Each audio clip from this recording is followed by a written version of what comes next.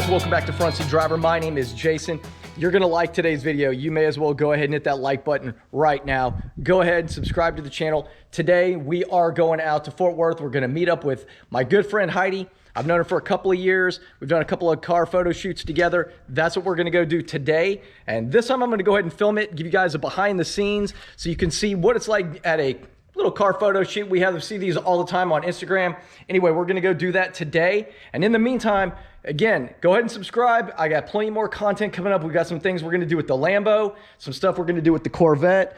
I got a few things that I'm planning on doing with the Ford as well. So anyway, you guys stay tuned, but let's hit the road right now because it's a beautiful day right now, 66 degrees right here in Dallas, Fort Worth.